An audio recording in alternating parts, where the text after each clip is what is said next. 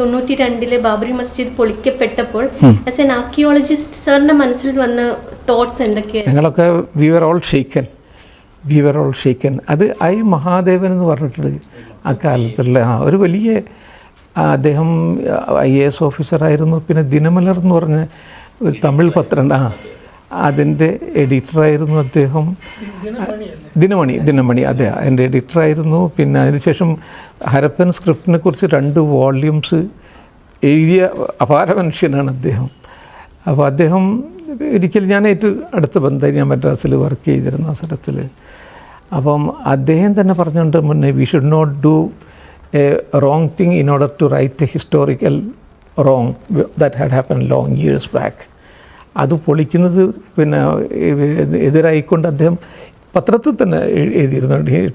Indian എക്സ്പ്രസ്സിൽ തന്നെ അന്ന് അദ്ദേഹം എഴുതിയിരുന്നു. എൻ്റെ പിന്നെ we are all against it. അത് ഒരിക്കലും സംഭവിക്കാൻ പാടില്ലാത്തതായിരുന്നു. ഇത് പൊളിച്ച അവസരത്തിൽ ഇപ്പം ഞങ്ങളൊരു പിന്നെ ആർക്കിയോളജിസ്റ്റ് ഒരിക്കലും ഒരു മുസ്ലിമോ ഹിന്ദുവോ ആവില്ല. പിന്നെ എങ്ങനെയാണോ അത് വസ്തുതകളുള്ളത്. കാരണം ഇത് വേറെയും ധാരാളം ഹിന്ദുക്കൾ ആയിട്ടുള്ള ഉദ്യോഗസ്ഥന്മാരുണ്ടല്ലോ, അവരും ഈ തരത്തിലുള്ള പ്രശ്നങ്ങൾ അഭിമുഖീകരിക്കാറുണ്ട്. പക്ഷേ ഞങ്ങൾ ബ്രെയിൻ പൊതുവെ ഞങ്ങൾ ഈ പിന്നെ ഹിന്ദുവായിട്ടോ മുസ്ലിമായിട്ടോ അതിനെ കാണില്ല. അത് പ്യുവർലി ഒബ്ജക്റ്റീവായിട്ട് ഒരു ആർക്കിയോളജിക്കൽ. എനിക്ക് മുസ്ലിങ്ങളോട് ധാരാളം പിന്നെ എതിർപ്പ് നേരിടേണ്ടി വന്നിട്ടുണ്ട്. ഞാൻ ഒരു വർക്ക് ചെയ്യുന്ന അവസരത്തിൽ, ഡൽഹിയിലുണ്ടായിരുന്ന അവസരത്തിൽ ധാരാളം. കാരണം അവർ ചില പള്ളികളിലൊക്കെ നമസ്കാരം തുടങ്ങും. അപ്പോൾ ഞങ്ങളെ ഇതിന് നിയമം എന്ന് പറഞ്ഞാൽ ആ പള്ളി ഏറ്റെടുത്ത അവസരത്തിൽ അതായിരിക്കും കട്ട് ഓഫ് ഇയർ. അന്ന് നമസ്കാരം ഉണ്ടെങ്കിൽ നമസ്കാരം ഉണ്ടാവും, ക്ഷേത്രത്തിൽ പൂജ ഉണ്ടെങ്കിൽ പൂജ ഉണ്ടാവും. പക്ഷേ ഇനി പുതുതായിട്ട് ഒന്നും ചെയ്യാൻ അനുവദിക്കില്ല. അപ്പോൾ ഇവർ അങ്ങനെ നിസ്കരിക്കാൻ വേണ്ടി നോക്കി. ഞാൻ ആദ്യം അവർ സംസാരിച്ചു, പക്ഷേ അവർ കേട്ടില്ല. കാരണം അവർക്ക് കുറച്ച് പൊളിറ്റിക്കൽ പുഷ് കിട്ടിയിരുന്നു. പക്ഷേ പിന്നീടന്ന് മറ്റേ ഇദ്ദേഹമാണ് പിന്നെ ഹോം മിനിസ്റ്റർ നമ്മളെ ചിദംബരം, കേരളത്തിൽ നിന്നുള്ള ചന്ദ്രശേഖരൻ സാറാണ് എൻ്റെ അല്ല ആ മുപ്പലപ്പള്ളി പിന്നെ ഇതായിരുന്നു, സ്റ്റേറ്റ് മിനിസ്റ്ററായിരുന്നു. പക്ഷേ ചിദംബരമായിരുന്നു ഡിസിഷൻസ് ഒക്കെ എടുത്തത്. അദ്ദേഹത്തോട് പറഞ്ഞാൽ അദ്ദേഹം പോലീസിന് വെച്ചിട്ട് കംപ്ലീറ്റ് അത് നിർത്തിക്കളഞ്ഞു. അപ്പോൾ ഞങ്ങൾക്ക് പലപ്പോഴും ചിലപ്പോൾ ഹിന്ദു ഗ്രൂപ്പ്സിൻ്റെ അടുത്തുണ്ടാവും, മുസ്ലിം ഗ്രൂപ്പ്സിൻ്റെ അടുത്തുണ്ടാവും. അതൊക്കെ നമ്മൾ അഭിമുഖീകരിക്കേണ്ടി വരും. അപ്പം ആ ഓറിയൻറ്റേഷനിലാണ് ഞങ്ങളൊക്കെ സാധാരണ പോകാറുള്ളത്. അത് കീപ്പപ്പ് ചെയ്യും.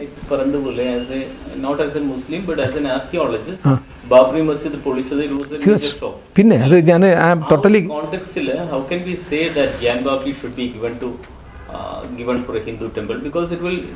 അല്ല, നമുക്ക് അതിനെ സംരക്ഷിക്കാൻ അതോടുകൂടി തന്നെ നമുക്ക് ട്രാൻസ്പ്ലാന്റ് ചെയ്യാൻ പറ്റും.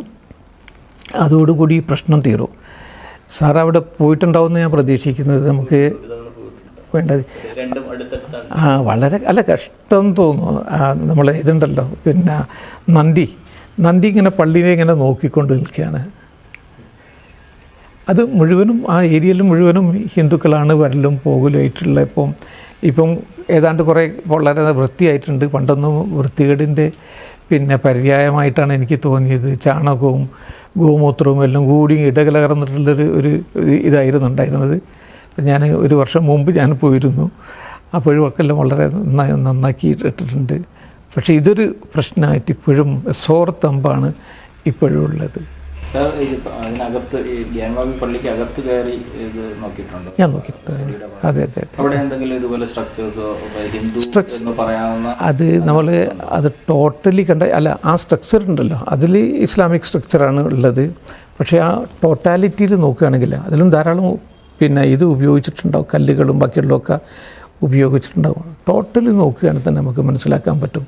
പിന്നെ അതിന് പുറമെ ഞാൻ ഈ പറഞ്ഞ പോലുള്ള ലിറ്റററി എവിഡൻസുകൾ ധാരാളം ഉണ്ട്.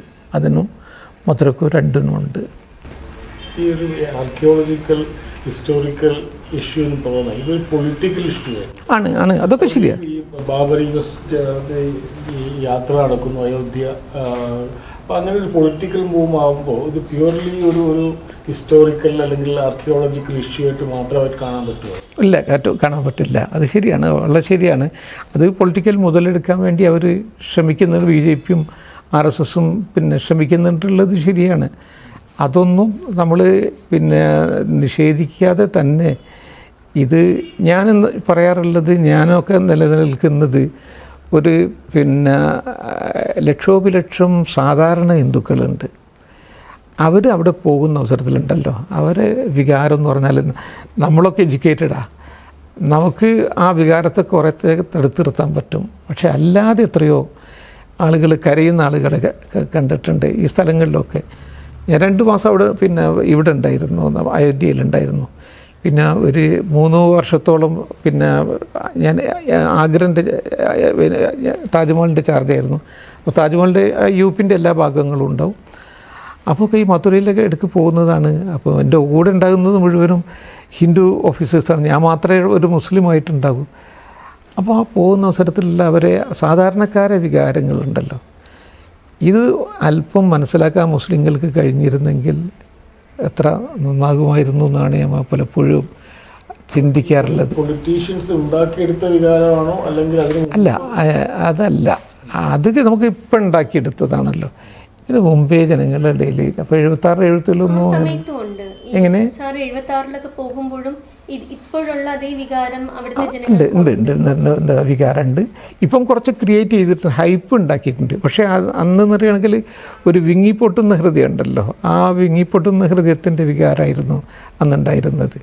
കാരണം ഞങ്ങൾ ഉണരുന്നത് കീർത്തനം കേട്ടിട്ടായിരിക്കും. ഞാനതിൻ്റെ ജസ്റ്റ് മുമ്പിലായിരുന്നു താമസിച്ചിരുന്നത്. അതുപോലെ ഉറങ്ങുന്നതും കീർത്തനങ്ങൾ കേട്ടുകൊണ്ടാണ്. ആളുകൾ വരുന്നത്, ധാരാളം ആളുകൾ വരുന്നുണ്ട്. പലപ്പോഴും അവർക്ക് ഇപ്പോൾ എന്ന് പറയുന്നത് ഭയങ്കര തണുപ്പാണ്, പിന്നെ നോർത്തിൽ പിന്നെ ശരിക്ക് കട്ടിയാകുന്ന ഇതാണ്. അപ്പം ചെരുപ്പ് ഉണ്ടാവില്ല, അവരെ പാദരക്ഷ ഉണ്ടാവില്ല, വസ്ത്രങ്ങൾ വേണ്ടത്ര ഉണ്ടാവില്ല. ഇങ്ങനെ just to have a glimpse of Srirama ഈ വരുന്ന ആളുകളുണ്ട്. അപ്പോൾ അങ്ങനെയുള്ള ആളുകളുടെ ഹൃദയവികാരമാണ് നമ്മൾ മനസ്സിലാക്കേണ്ടത്. ഇത് നേരെ മക്കയും മദീനയും ആയിരുന്നെങ്കിൽ എത്ര ബോംബ് പൊട്ടുമായിരുന്നു. എന്നിട്ടും 500 വർഷത്തോളം ഒരു യുദ്ധം ചെയ്തുകൊണ്ട് നിയമപരമായ രൂപത്തിലാണ് നേടിയെടുക്കുന്നത്. അതാണ് ഹൃദയത്തിൻ്റെ പിന്നെ ഇന്ത്യൻ സംസ്കാരത്തിൻ്റെയും ഹിന്ദുയിസത്തിൻ്റെയും വിശാലത. 92-ലാണ് ബാബറി തകരുന്നത്, 91-ലാണ് ഗ്യാൻബാബിക്ക് വേണ്ടിയുള്ള ലീഗൽ ബാറ്റിൽ തുടങ്ങുന്നത്. സോ നാച്ചുറലി ഒരെണ്ണം കഴിയുമ്പോൾ അടുത്തത് സ്റ്റാർട്ട് ചെയ്യുക എന്നുള്ള അതൊരു കണ്ടിന്യൂസ് പ്രോസസ് ആയിരുന്നു. അത് ഹിന്ദു മനസ്സുണ്ടല്ലോ, ഇതിനൊന്നും അംഗീകരിക്കില്ല. ഇപ്പോൾ ഇതിന് തന്നെ ഈ കാര്യത്തിന് തന്നെ പിന്നെ ഒന്ന് ശ്രീരാമൻ്റെ ജന്മസ്ഥലം, അതല്ലെങ്കിൽ മറ്റുള്ള കാര്യങ്ങൾ, ഇതിനൊക്കെ മുസ്ലിങ്ങളോട് കൂടെ നിൽക്കുന്ന എത്ര ഹിന്ദുക്കളുണ്ട്. നേരെ മറിച്ച് നമുക്ക് എപ്പോഴെങ്കിലും ചിന്തിക്കാൻ കഴിയും. നേരെ മറിച്ച് എത്ര മുസ്ലിംസ് ഈ പിന്നെ ഹിന്ദുക്കൾ ഒരു കാര്യങ്ങൾക്ക് വേണ്ടി മുന്നോട്ട് വന്ന്, എനിക്കറിയാം എത്ര പ്രശ്നങ്ങൾ ഞാൻ അഭിമുഖീകരിക്കുന്നുണ്ട് എന്നുള്ളത്. അല്ല, ജസ്റ്റിഫിക്കേഷൻ അല്ല. ഒരു അമ്പലം പ്രതിഷ്ഠിക്കുമ്പോൾ അതൊരു പള്ളിയെ തകർത്തിട്ടാണോ, പള്ളിയെന്നല്ല ഏതെങ്കിലും ഒരു സ്ട്രക്ചറിനെ തകർത്തിട്ടാണോ അവിടെയാണോ മര്യാദ പുരുഷോത്തമനായ രാമൻ ഇരിക്കുക എന്നൊരു ചോദ്യമില്ലേ? അല്ല, പക്ഷേ ഇത് നമ്മൾ വെറും ഫിലോസഫിക്കലായിട്ട് മാത്രം ചിന്തിച്ചാൽ പോരാ. ജനങ്ങൾ വികാരവുമായിട്ട് നമ്മൾ ഒരല്പം നോക്കുകയാണെങ്കിൽ ഇന്ന് നടന്നതാണ് ഏറ്റവും നല്ലത്. പിന്നെ അത് നടന്നിരുന്നില്ലെങ്കിൽ പിന്നെയും പ്രശ്നങ്ങൾ എന്നേക്കുമായിട്ടുള്ള പ്രശ്നങ്ങളാകുമായിരുന്നു. ആ പ്രശ്നങ്ങൾ പരിഹരിക്കാനുള്ള ഇന്നത്തെ സാഹചര്യത്തിൽ ഏറ്റവും നല്ല മാർഗമായിട്ടാണ് ഞാനിതുവരെ മനസ്സിലാക്കിയത്. ഇനി മുന്നോട്ടും അങ്ങനെ തന്നെയാണ് മനസ്സിലാക്കുക. ഇല്ല, ഞാൻ പോകുന്നില്ല. എനിക്ക് കുറച്ചൊരു ഹെൽത്ത് ഇഷ്യൂസ് ഉണ്ടായിരുന്നു. അപ്പോൾ ഞാൻ ഹോസ്പിറ്റലിൽ അഡ്മിറ്റഡ് ആയിരുന്നു. ഇപ്പം ഭയങ്കര തണുപ്പാണ് താനും. ചോദിച്ചതിന്റെ കണ്ടിന്യൂഷൻ ചോദിക്കുകയാണ്. ഒരു ആർക്കിയോളജിസ്റ്റ് എന്ന നിലയ്ക്ക് എക്സ്കവേഷനിലൂടെ ആ സ്ട്രക്ചർ തിരിച്ചെടുക്കുകയാണെങ്കിൽ ഓക്കെ, ജസ്റ്റിസ് സെർവ്ഡ്, അല്ലെങ്കിൽ ഒരു ആർക്കിയോളജിസ്റ്റ് എന്ന നിലയ്ക്ക് ആ സ്ട്രക്ചർ റീബിൽഡ് ചെയ്തു എന്ന് പറയാം. ഇതിപ്പോ കംപ്ലീറ്റ്ലി ഡിഫറെന്റ് ആയ ഒരു ന്യൂ സ്ട്രക്ചറാണ് വരുന്നത്. ആസ് എൻ ആർക്കിയോളജിസ്റ്റ് അതിന് യാതൊരു തര ആർക്കിയോളജിക്കൽ റെലവൻസും ഇല്ല. ആർക്കിയോളജിക്കൽ പെർസ്പെക്ടീവ്, ഹിസ്റ്റോറിക്കൽ പെർസ്പെക്ടീവില് ഒരു റിലവൻസും ഇല്ല. എന്ത് അടിസ്ഥാനത്തിലാണ് നമ്മളത് എക്സ്കവേറ്റ് ചെയ്തത് തന്നെ ഒരു ഗുണമുണ്ടായത്, ഇഫക്റ്റീവായി എന്ന് കരുതുക? അല്ല, അത് ഞങ്ങൾ എക്സ്കവേറ്റ് ചെയ്തത് ഇത് പള്ളിയുടെ കീഴേ അമ്പലമുണ്ടോ എന്നുള്ളത് നോക്കാൻ വേണ്ടി ആയിരുന്നില്ല. അത് ശരിക്കും അതിൻ്റെ പിന്നെ ആർക്കിയോളജിക്കൽ ഇതിൻ്റെ കൾച്ചറൽ കണ്ടിന്യൂറ്റി എത്ര കീഴോട്ട് പോകുന്നുണ്ട് എന്നുള്ളത് അന്വേഷിക്കാൻ വേണ്ടിയായിരുന്നു. പക്ഷെ അതിൻ്റെ ഒരു ബൈ പ്രൊഡക്റ്റായിട്ട് ഈ ടെമ്പിൾ ഇഷ്യൂ വന്നതാണ്. അപ്പം പിന്നെ സംഭവിച്ചു കഴിഞ്ഞു. ഇനിയൊന്നും ചെയ്യാൻ കഴിയില്ല. ഇനി what is the best we can do എന്നുള്ള നിലക്കാണ് ഇത് നമുക്കൊരു പാഠമാകട്ടെ. ആ പാഠത്തിൽ നിന്ന് പിന്നെ കുറേ കൂടി പാഠങ്ങൾ ഉൾക്കൊണ്ടുകൊണ്ട് മുന്നോട്ട് പോവുക എന്നുള്ളത് മാത്രമേ പറ്റൂ.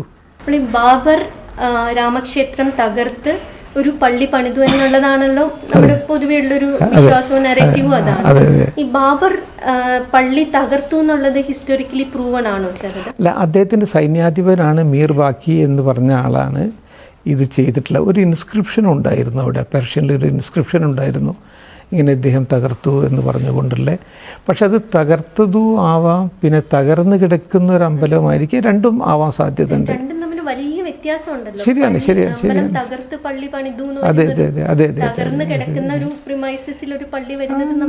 ഉണ്ട്, രണ്ട് വ്യത്യാസമുണ്ട്. പക്ഷേ ഈ തകർത്തു എന്നുള്ളതുണ്ടല്ലോ മെഡീവൽ ഇന്ത്യയിൽ ധാരാളം നടന്നിട്ടുണ്ട്, ധാരാളം. അപ്പോൾ നിങ്ങൾ പിന്നെ ഡൽഹിയിലുണ്ടായിരുന്നല്ലോ കുത്തബ് മിനാറിൻ്റെ സൈഡിൽ കുബത്തുൽ ഇസ്ലാം മസ്ജിദ് പോയാൽ ഇപ്പോഴും 20, 40, 50 ഒന്നും അല്ലല്ലോ തകർക്കൽ. അതുണ്ടായിട്ടുണ്ട്. അപ്പം ഞാൻ പ്രൂഫ് എപ്പോഴും ഇപ്പം നമ്മുടെ സോമനാഥ ക്ഷേത്രം തകർത്തത് ഇതിനും ഒരുപാട് നൂറ്റാണ്ടുകൾ മുന്നെയാണ്. അതിനൊക്കെ കൃത്യമായ തെളിവുണ്ട്. അതെ. ഇതിൽ കുറച്ച് പേജുകൾ, ഇപ്പം ബാബർനാമയുടെ കുറച്ച് പേജുകളും ഈ പീരീഡിൽ മിസ്സിംഗ് ആണ്. പക്ഷേ അതേ അവസരത്തിൽ പിന്നെ അവിടെ ഒരു ഇൻസ്ക്രിപ്ഷൻ ഉണ്ടായിരുന്നു, മീർ ബാക്കിയാണിത് പിന്നെ ഈ പള്ളി പണിതത് എന്ന് പറഞ്ഞുകൊണ്ടുള്ള ഒരു ഇൻസ്ക്രിപ്ഷൻ ഉണ്ടായിരുന്നു. ഇല്ല, തകർത്ത് എന്നുള്ളത് പൊതുവെ ആൾക്കാർ ആരും പറയില്ല. പക്ഷേ ഇവിടെ കുത്തബ് മിനാറിലെ പിന്നെ കുവത്തുൽ ഇസ്ലാമിൻ്റെ അവിടെ എഴുതിയിട്ടുണ്ട് കേട്ടോ. ഉണ്ട്. അല്ല, ഇല്ല, അത് കുറച്ച് പേജുകൾ മിസ്സിംഗ് ആണ് ആ പീരീഡിലെ. ഒരു 3 മാസത്തെ പിന്നെ പേജുകൾ മിസ്സിംഗ് ആണ്. അതുകൊണ്ടാണ് അത് കിട്ടാത്തത്. പക്ഷേ അതൊരു ഇതിൻ്റെ യുദ്ധത്തിൻ്റെ ഒരു ഭാഗമായിരുന്നു. അതിന് ഇന്നത്തെ മുസ്ലിങ്ങൾ റെസ്പോൺസിബിൾ അല്ല. പക്ഷേ ആ മുസ്ലിങ്ങൾ, ഞാൻ പറയാറുള്ളത്, നമ്മൾ പിന്നെ ഇന്നത്തെ മുസ്ലിങ്ങൾ റെസ്പോൺസിബിൾ അല്ല എന്നുള്ള കാര്യം നമ്മൾ മനസ്സിലാക്കുന്നതോടൊപ്പം അതിനെ ന്യായീകരിക്കാൻ വേണ്ടി മുസ്ലിങ്ങൾ ശ്രമിക്കുകയാണെങ്കിൽ ഞാൻ പറയും ആ മുസ്ലിങ്ങൾ കൂടി ഇതിന് റെസ്പോൺസിബിൾ ആണ് എന്ന് പറയും. ഞാനൊരു പിന്നെ 7 വർഷം ഇവിടെ ആയിരുന്നു, ഗോവയിലായിരുന്നു. അപ്പോൾ ഗോവയിലെ ക്രിസ്ത്യൻ പള്ളികളെ ഉള്ളിലാണ് എൻ്റെ താമസം. ബോം ജീസസ് കത്തീഡ്രൽ, പിന്നെ സെൻറ്റ് അഗസ്റ്റിൻ എന്ന് പറഞ്ഞിട്ട് കുറേ 7-10 പിന്നെ ഇതുണ്ട്. ഇവരെക്കാണെങ്കിൽ മുസ്ലിങ്ങളെക്കാണെങ്കിൽ കൂടുതൽ അക്രമങ്ങൾ ചെയ്തിട്ടുള്ളത്, പിന്നെ വയലൻസ് ചെയ്തിട്ടുള്ളത് പോർച്ചുഗീസുകാരായിരുന്നു. അതായത് അവർ ശരിക്കും അഫ്ഗാനികളായിരുന്നു. പക്ഷേ ഇന്ന് വന്ന് നടന്നിരുന്ന ആ മെഡീവൽ വയലൻസിനെ ഒന്നും പിന്നെ ഇവർ ജസ്റ്റിഫൈ ചെയ്യില്ല എന്ന് മാത്രമല്ല, അതിനെ കണ്ടം ചെയ്യുകയും കൂടി ചെയ്യുന്നുണ്ട്. ബ്രിട്ടീഷ് പീരീഡ് എടുക്കുക, ബ്രിട്ടീഷ് പീരീഡിലും ഇതേപോലെ കുറേ വയലൻസ് നടന്നിട്ടുണ്ട്. പക്ഷേ ഏതെങ്കിലും ബ്രിട്ടീഷുകാരൻ അതിനെ ഡിഫെൻഡ് ചെയ്യാൻ വേണ്ടി പോകുന്നുണ്ടോ? ഇവിടെ നടക്കുന്നത് അങ്ങനല്ല. ഇതിനെ ഡിഫെൻഡ് ചെയ്യാൻ വേണ്ടി കുറേ ആളുകളും മെനക്കെടുന്നുണ്ട്. അതാണ് പിന്നെ പൊതുവെ ചരിത്രത്തെ മനസ്സിലാക്കുന്നതിൽ മുസ്ലിങ്ങൾക്കും ക്രിസ്ത്യാനികൾക്കും തമ്മിലുള്ള പിന്നെ വ്യത്യാസം എന്നാണ് എനിക്ക് തോന്നുന്നത്. മുസ്ലിങ്ങൾ ഇതിനൊന്നും ഡിഫെൻഡ് ചെയ്യാൻ പാടില്ല. അവർക്ക് നന്നായിട്ട് പറയാം ഇത് കുറേ അഫ്ഗാനികളായിരുന്നു. ഇസ്ലാം വന്നത് 2 പിന്നെ റൂട്ടിലൂടെയാണ്. നമ്മൾ കേരളത്തിൽ വന്നത് ഒന്ന് കച്ചവടത്തിലൂടെയാണ്. അപ്പം അതിൻ്റെ സ്വഭാവം ഒന്ന് വേറെയായിരുന്നു. പക്ഷേ അത് അഫ്ഗാനികളായിട്ടുള്ള അറബികളല്ല, അറബികൾ കുറേ കൂടി സാംസ്കാരികം മറ്റു ഔന്നത്യമുള്ള ആൾക്കാരെ. പക്ഷേ ഈ അഫ്ഗാനിസ്ഥാനിൽ കൂടി വന്ന അവസരത്തിൽ അതൊരു വയലൻറ്റ് ഫോം ഓഫ് ഇസ്ലാമായിരുന്നു വന്നിരുന്നത്. ഇന്നും അവരെ ടീം ചെയ്യാൻ നമുക്ക് കഴിഞ്ഞിട്ടില്ല. അപ്പോൾ അതുകൊണ്ട് അവരുടെ ആ ജനങ്ങളുടെ സ്വഭാവമാണ് പിന്നീട് ഇസ്ലാമിലും വന്നു ചേർന്നിട്ടുള്ളത്. അപ്പോൾ ഇതിനൊന്നും ന്യായീകരിക്കാൻ മുസ്ലിങ്ങൾ പോകാൻ പാടില്ല. ഇതിനൊന്നും ന്യായീകരിക്കാൻ വേണ്ടി ഈ കമ്മ്യൂണിസ്റ്റുകാരുടെ ആർമി ഉണ്ടല്ലോ, ഇപ്പം പിന്നെ യൂട്യൂബ് ആർമി, ബാക്കിയുള്ള ആർമികൾ, മുസ്ലിങ്ങൾ കുറച്ച് വിട്ടുകൊടുക്കാൻ വേണ്ടി തയ്യാറായിരുന്നു കുറേ ആൾക്കാർ. ഞാൻ എന്നാൽ അലിഗഡ് മുസ്ലിം യൂണിവേഴ്സിറ്റിയിലാണ് വർക്ക് ചെയ്യുന്നത്. പക്ഷേ അവരെ മിസ്ഗൈഡ് ചെയ്തത് ഈ കമ്മ്യൂണിസ്റ്റ് ഹിസ്റ്റോറിയൻസും പിന്നീട് ഇപ്പം കേരളത്തിൽ നടക്കുന്നതിൽ മുസ്ലിങ്ങൾ ചിന്തിക്കാൻ സാധിക്കാത്ത രൂപത്തിൽ അവരെ ചിന്താഗതിയെ ഏറ്റവും അധികം സ്വാധീനിക്കുന്നത് ഈ കമ്മ്യൂണിസ്റ്റ് വാട്സപ്പ് ഗ്രൂപ്പാണ്. അപ്പം എന്നൊക്കെ എത്രയോ തെറി പറഞ്ഞുകൊണ്ട് ഒരു വല്ലാതെ തെറി പറഞ്ഞുകൊണ്ട് വരാറുണ്ട്. ചിലതൊക്കെ എൻ്റെ അടുത്ത് വരും, ചിലത് വരില്ല. അപ്പോൾ അതിനൊരു ആർമി തന്നെ ഇവർ ഇതാക്കിയിട്ടുണ്ട്. അപ്പോൾ ഇതൊക്കെ കമ്മ്യൂണിസ്റ്റുകാർ കുറേയും കൂടി ചിന്തിക്കേണ്ടിയിരുന്നത് വളരെ അപകടകരമായ രൂപത്തിലാണ് ഇന്ന് പോകുന്നത്. അപ്പോൾ എനിക്ക് അവരോടുള്ള അപേക്ഷ, മുസ്ലിങ്ങളോട് മാത്രമല്ല, ഈ കമ്മ്യൂണിസ്റ്റ് പിന്നെ ചരിത്രകാരന്മാരോട് ഒന്ന് പിന്നെ ആഴത്തിലുള്ള പഠനം ഇല്ല. ഇപ്പം കേരളത്തിലൊക്കെ എന്ന് പറയുന്നത് ഏറ്റവും വലിയ റിസർച്ച് എന്ന് പറഞ്ഞിരിക്കുകയാണെങ്കിൽ മാപ്പിളകളെ കുറിച്ചായിരിക്കും ഇവർ പിന്നെ റിസർച്ച് ചെയ്യുന്ന PhD എന്ന് പറഞ്ഞ ഡോക്ടർ എന്ന് പറഞ്ഞ് നടക്കുന്നത്. അവർക്കൊന്നും ഇതിൻ്റെ പ്രശ്നങ്ങളെക്കുറിച്ച് അറിയില്ല. അവിടെയാണ് നമുക്ക് തകരാറുകൾ സംഭവിക്കുന്നത്. എങ്ങനെയായാലും നമ്മൾ ശ്രദ്ധിക്കേണ്ടത് ഈ കാര്യങ്ങൾ രമ്യമായിട്ട് പരിഹരിക്കാൻ വേണ്ടിയിട്ട് മുന്നോട്ട് വരിക, ഏതെങ്കിലും ഒരു ലിമിറ്റിൽ വെച്ചിട്ട് പരിഹരിക്കുക, ഇനി അതിനുശേഷം മുന്നോട്ട് പോകുക എന്നുള്ളതായിരിക്കണം.